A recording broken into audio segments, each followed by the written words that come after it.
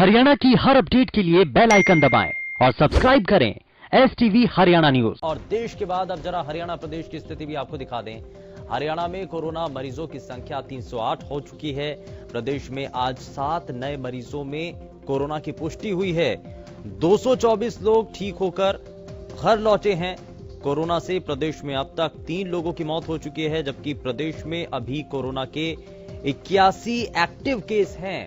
और ये कहीं ना कहीं हरियाणा के लिए, और जो अभी ताजे नए मामले सामने आए हैं बीते रोज भी, लेकिन ये दहाई के आंकड़े में नहीं पहुंच सका था। ये एक अच्छी कोशिश है और ये कोशिशों का ही नतीजा है। चलिए और जरा समझ लेते हैं प्रदेश के अलग अलग हिस्सों की तस्वीरों को, जरा आपके साथ साझा करते हैं और हम आपको प्रदेश के अब से आधे घंटे के दौरान प्रदेश के अलग अलग हिस्सों से क्या तस्वीरें सामने आ रही हैं, जानकारी क्या सामने आ रही है, वो जरा हम आपको बताएंगे। और सीधे इसको लेकर के हमारे संवाददाता हमारे साथ एक एक करके जुड़ते रहेंगे। रतिया से हमारे संवाददाता अशोक ग्रोवर इस वक्त सीधे जुड़ चुके हैं, जरा उनका रुख कर लेते हैं। अशोक, आज की अपडेट क्या है, जानकारी क्या है? आज ये माना जा रहा है कि आज एक अहम बैठक होने जा रही है, उसको लेकर के लोगों में क्या चर्चाएं चल रही हैं?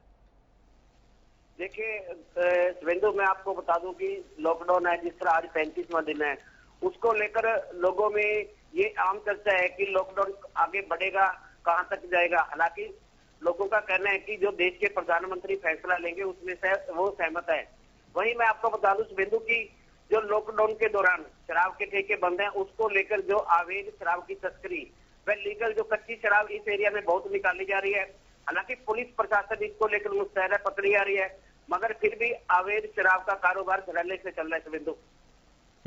लेकिन अशोक, यहाँ एक और भी चीज है कि लगातार अभी तक जितने कोरोना संक्रमित मरीजों का आंकड़ा देखने को मिला है, क्या अभी उनकी स्टेटस रिपोर्ट है? क्या अभी मामले हैं? कितने मामले हैं? क्या अपडेट है अभी तक रतिया में ऐसा कोई मामला नहीं आया जिसको लेकर पूरी तरह बचाव है। हाँ, रतिया के साथ जो बुरलाडा एरिया है, यहाँ से 30 किलोमीटर दूर है, उसमें कई मामले आए हैं, जिसको लेकर पंजाब बॉर्डर है वो पूरी तरह सील किया हुआ है। कल भी हमने पंजाब बॉर्डर की सीमा का जो अधिकारियों ने निरीक्षण किया था, उनके साथ ही कल डीएसपी ने भी बताया कि 7 उन्होंने जो नाके लगाए हुए हैं पंजाब सीमा के रास्ते से, और एसपी ने सख्त निर्देश दिए हैं कि किसी की आवाजाही नहीं होने दी जाएगी। अगर कोई परमिशन है उसके बाद ही वो जा सकता है, अदरवाइज यहां से कोई एंट्री नहीं होगी। अशोक, चलिए बहुत शुक्रिया इस पर जानकारी के लिए। आप हमारे साथ जुड़े, आपने सभी तस्वीरें बताई, जानकारी बताई। लेकिन जरा आगे बढ़ते हैं। अनूप कुंडू हमारे संवाददाता इस वक्त हिसार से जुड़ चुके हैं। अनूप, क्या आज की अपडेट है? अभी क्या जानकारी मिल रही है? शुभेंदु जी, अगर हम हिसार जिले की बात कर लें तो फिलहाल जो 2 कोरोना पॉजिटिव केस थे उनका ट्रीटमेंट चल रहा है और उनके संबंधित जो लोग थे उनको चिन्हित किया जा चुका है, उनके सैंपल भेजे जा चुके हैं। इसके अलावा अगर हम छोटे दुकानदारों की बात करें तो प्रशासन के साथ उनकी नोक झोंक जरूर देखने को मिलती है, क्योंकि छोटे जो दुकानदार है उनका आरोप है कि कहीं न कहीं जो बड़ी दुकानें हैं, बड़े शोरूम है, उनको तो प्रशासन द्वारा खोलने की इजाजत दे दी गई है, जबकि जो छोटे दुकानदार हैं वो कहीं न कहीं अभी पीस रहे हैं और उन्हें दुकानें खोलने की इजाजत नहीं है। जी, तो इसमें अनूप कोई टाइमिंग भी फिक्स की गई है कि जो आप कॉलोनी के अंदर जो छोटी दुकानें हैं उनको खोला जा रहा है, या फिर जो ग्रीन जोन में है वहां कुछ ढील दी गई है? बिल्कुल शुभेंदु जी, उनके लिए कुछ समय निश्चित किया गया है। दोपहर 12 बजे तक का समय है कि दोपहर 12 बजे तक जो जरूरी है एसेंशियल सर्विस में जो दुकानें आती थी वो खुली रहेंगी। इसके अलावा जो अब नए आदेश आए थे उसके तहत भी जो नए आदेशों में जो अपने आप को पूरा करते हैं उन लोगों के लिए भी 12 बजे तक का समय ही रखा गया है। इसके अलावा अगर हम सोशल डिस्टेंस की बात कर लें तो अनाज मंडियों में खास करके सोशल डिस्टेंस के जो दिखाई नहीं पड़ता, क्योंकि कल भी रजिस्ट्रेशन के लिए उकलाना में बहुत लंबी किसानों की लाइनें लगी थी। अब गेहूं का जो सीजन है शुभेंदु जी वो बहुत जोरों पर चला हुआ है और किसानों को जो है टोकन नहीं प्राप्त हो रहे हैं, जिसके कारण उन्हें लाइनों में लग के अपने गेहूं को बेचने के लिए टोकन लेने पड़ते हैं, तो बहुत लंबी लंबी लाइनें देखने को मिलती हैं। जी, लेकिन इसमें जो आप बता रहे हैं किसानों के सामने जो परेशानी आती है, तो ऑनलाइन रजिस्ट्रेशन को लेकर के कोई सरकार की तरफ से ऐसी मदद की जाती है किसानों को? बिल्कुल शुभेंदु जी, पहले बहुत बार ऐसा हुआ है कि ऑनलाइन रजिस्ट्रेशन किए गए हैं। अब भी बार बार ऑनलाइन रजिस्ट्रेशन के लिए वेबसाइट खोली जाती है, लेकिन उस पर किसान नहीं कर पाते। और अब जो है एक ताजा जिस प्रकार से किसानों को टोकन लिए जाने हैं, वो खुद मार्केट कमेटी के दफ्तर में जाकर के वहां पर विंडो बनाई गई है, वहां से अपने टोकन है या आगे के लिए रजिस्ट्रेशन करते हैं। तो वहां पर काफी लंबी लाइनें लगने की वजह से, क्योंकि अब एकदम गेहूं का सीजन आता है। पहले का समय होता था जब गेहूं का सीजन सप्ताह भर में निपट जाया करता था, अपने आड़तियों के पास गेहूं डाल करके किसान चले जाते थे। लेकिन इस बार जो नई ई प्रणाली की गई है उसके तहत जो लंबी लाइनें लगती हैं, टोकन लिया जाता है। एक दिन में 2 किसानों को एक आड़ती बुला सकता है, टोटल 50 किसान एक मंडी में आ सकते हैं। तो इस प्रकार से मतलब एरिया के जो किसान हैं उनको काफी बड़ी बड़ी दिक्कतें झेलने को पड़ी। चलिए, बहुत शुक्रिया अनूप इस पर जानकारी के लिए। तो ये एक कोशिश किसानों के लिए भी है और हेल्थ केयर वर्कर्स, ये तस्वीरें भी आप देख रहे हैं। पुलिस और स्वास्थ्य विभाग की टीम जिन इलाकों में जा रही है वहां पर उनका स्वागत भी किया जाता है, वहां पर उनको देखा जाता है।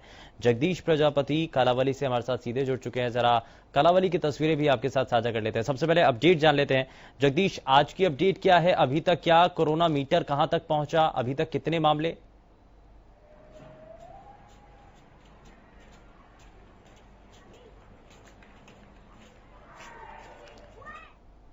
लगता है शायद कुछ तकनीकी खामी है, उसको ठीक कर लेते हैं। लेकिन वापस अपनी खबर पर आते हैं, क्योंकि हम लगातार आपको तस्वीरें भी दिखा रहे हैं। हरियाणा में कोरोना संक्रमित मरीजों की संख्या अब 308 तक पहुंच चुकी है और प्रदेश भर के अंदर आज 7 नए मरीज कोरोना की पुष्टि उनमें हुई है। 224 लोग ठीक होकर अपने घर लौट चुके हैं और कोरोना से प्रदेश में अब तक 3 लोगों की मौत हो चुकी है। वहीं प्रदेश में अभी कोरोना के 81 एक्टिव मरीज हैं। तो ये मौजूदा वक्त में हरियाणा की ये स्थिति है। लेकिन अभी भी फोकस सबसे ज्यादा गृह मंत्री और स्वास्थ्य मंत्री का इसी बात को लेकर के है कि दिल्ली से सटे हुए जो इलाके हैं, जो एनसीआर जोन में इलाके आते हैं, उनका खास रूप में ध्यान रखा जाए। और इसी को लेकर के बॉर्डर सील किए गए हैं कई जगहों पर, ताकि आवाजाही दिल्ली और दूसरे जो राज्य हैं उनसे संपर्क कम से कम किया जा सके, वहां पर आवाजाही कम से कम की जा सके। प्रदेश के अलग अलग इलाकों की तस्वीरें हम आपके साथ साझा कर रहे हैं और जरा आगे बढ़ते हैं। कालावली से हमारे संवाददाता जगदीश प्रजापति हमारे साथ सीधे जुड़ चुके हैं, जरा उनका रुख कर लेते हैं। जगदीश, सबसे पहले आज का कोरोना अपडेट बताइए। सुनेंदु, बिल्कुल अगर बात की जाए तो कोरोना की जो रोडी में पॉजिटिव सैंपल लिए गए थे, पॉजिटिव पाए गए थे, क्वारंटाइन करने के लिए 14 लोगों को रखा गया था। उनको कल बिल्कुल उनको घर भेज दिया गया है, उनको होम क्वारंटाइन किया गया है। अभी सिरसा जिला की बात करें तो कोरोना का एक भी पेशेंट नहीं है, जो सिरसा जिला के लिए अच्छी खबर है। अगर दूसरी ओर खबरों के लिहाज से बात की जाए शुभेंदु, तो आज जो गेहूं की खरीद है वो बंद रहेगी, क्योंकि जो उठान का जो कार्य है वो बड़ी धीमी गति से है। दूसरी ओर आड़तियों की भी आरोप है कि सरकार वादे तो कर रही है कि 3 दिन में पेमेंट देंगे, लेकिन खरीद का 9वां दिन है, अभी तक आड़तियों के खाते में जो है एक भी पेमेंट नहीं आई है। और किसानों को पेमेंट कहाँ मिल पाएगी? मंडियों में गेहूं जरूर अटा हुआ है। दूसरी ओर शुभेंदु, बात की जाए सरसों की खरीद की, तो सरसों की खरीद में भी कर्मचारी बड़े जो अधिकारी कर्मचारी हैं वह कोरोना में बिजी हैं। छोटे जो कर्मचारी हैं वो जो घोटाला करने का काम है जो कर रहे हैं, क्योंकि 50 किलो के गट्टे की तोलाई के पीछे 1 किलो सरसों फालतू तोली जा रही है। किसान जो धरती पुत्र है उसको चूना लगाया जा रहा है। दूसरी शुभेंदु, अगर बात करें फूड सप्लाई खाद्य पूर्ति विभाग की, तो भले ही सरकार ने 3 माह के लिए गरीबों को जो राशन फ्री में देने की बात जो कही है, उसको लेकर जो दाल है वो अभी तक इशू मशीनों में नहीं हुआ है। 30 के बाद जो है मशीन नहीं खुलेंगी और मशीन जो गेहूं है वो जो दाल है वो गरीबों तक नहीं पहुंच पाएगी। तेल है वो गरीबों तक अभी तक नहीं पहुंच पाया है। जो गेहूं का राशन है वो ओनली गरीबों तक पहुंच रहा है। कहीं ना कहीं व डिपो होल्डर मिलकर जो तेल व दाल को कई इलाकों में जगदीश ये देखा जा रहा है कि खाने पीने की चीजें स्टॉक की जा रही हैं। क्या कालावली में भी इसी तरीके का पैनिक नजर आ रहा है लोगों में कि लॉकडाउन कहीं आगे ना बढ़ जाए और ऐसे में अपने घर में खाने पीने की चीजों की उपलब्धता हो, इसको लेकर के ऐसा तो नहीं कि लोग मार्केट की तरफ ज्यादा जा रहे हों? जी बिल्कुल शुभेंदु, लोग मार्केट की तरफ जा रहे हैं, लोगों के साथ साथ लोग तो जो स्टॉक कर ही रहे हैं, उसके साथ जो कालाबाजारी दुकानदार है वो काफी जो कालाबाजारी करने पर तुले हुए हैं, क्योंकि प्रशासन का इस ओर ध्यान नहीं है।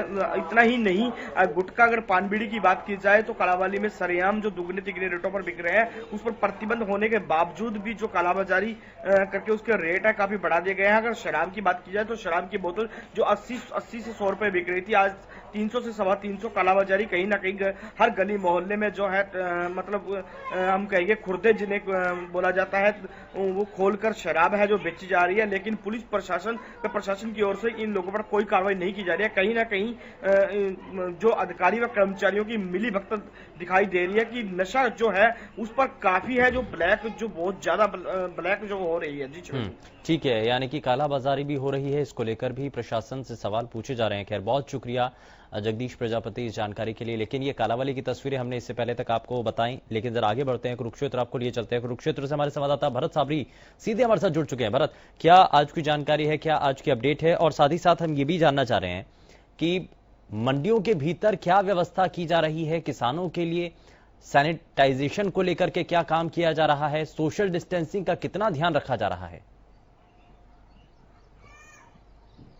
देखिए शुभेंदु, अगर मंडियों के सीजन की बात करें तो धर्मनगरी कुरुक्षेत्र में जो है किसानों के लिए अस्थायी मंडियां बनाई गई हैं। लगभग 20 के लगभग अस्थायी मंडियां जो हैं धर्मनगरी कुरुक्षेत्र में बनाई गई हैं, जिनके अंदर वो खुली जगहें हैं या वो खुली पार्किंग है जहां पर लोगों का आना जाना कम है। और अगर बात करें सोशल डिस्टेंसिंग की तो देखिए प्रशासन की तरफ से जो परमानेंट मंडी है वहां पर तो इन सभी बातों का ध्यान रखा जा सकता है, क्योंकि वो मंडी जो है वो 4 दीवारी के भीतर काम कर रही है और वहां सभी अधिकारी हैं। पर जो अस्थायी रूप से मंडियां बनाई गई हैं, उन मंडियों के अंदर अगर बात करें सैनिटाइजेशन की और सोशल डिस्टेंसिंग की, तो वहां वो व्यवस्थाएं जो हैं अधिकारियों को कायम करने में काफी दिक्कतों का सामना करना पड़ रहा है। अगर आज भी जो मार्केट है वहां पर अगर तस्वीरें देखें तो क्या वहां पर सोशल डिस्टेंसिंग का पालन हो रहा है? देखिए शुभेंदु, जब से धर्मनगरी क्षेत्र के अंदर कोरोना पॉजिटिव 2 मामले आए थे, उसके बाद प्रशासन जो है काफी सख्त हो गया था। पर जैसे ही वो दोनों मामले रिकवर होकर अपने घर चले गए और उसके बाद कुरुक्षेत्र जो है उसे ग्रीन जोन में घोषित किया गया है, तो कहीं ना कहीं देखिए उसके बाद जो हालात जो है सोशल डिस्टेंसिंग को लेकर वो खराब हुए हैं।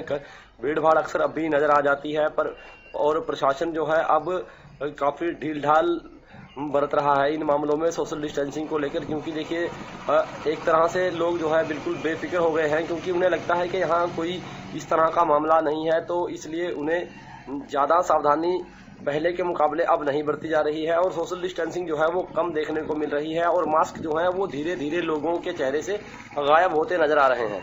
भरत, लेकिन इसमें एक और भी चीज है कि आज जब प्रधानमंत्री एक कैबिनेट की बैठक करने जा रहे हैं, हो सकता है कि उसमें लॉकडाउन की अवधि को लेकर के चर्चा की जाए। लोग इस पर क्या सोच रहे हैं, लोगों का इस पर क्या मानना है? इससे पहले तक जब लॉकडाउन पार्ट 2 को लेकर के चर्चा चल रही थी तो लोगों की तरफ से और मुख्यमंत्री खुद ये चाहते थे कि लॉकडाउन आगे बढ़ाया जाए, लेकिन अब लोगों का क्या कहना है? देखिए शुभेंदु, अगर बात करें हम मिडिल क्लास लोगों की, तो देखिए इतना लंबा समय जो है लॉकडाउन को बीत गया है, अब जो लोगों को दिक्कतें थी वो सामने आने लगी हैं। देखिए जो छोटे व्यापारी हैं, जो छोटे दुकानदार हैं, उन्हें अब समस्याएं सामने आने लगी हैं।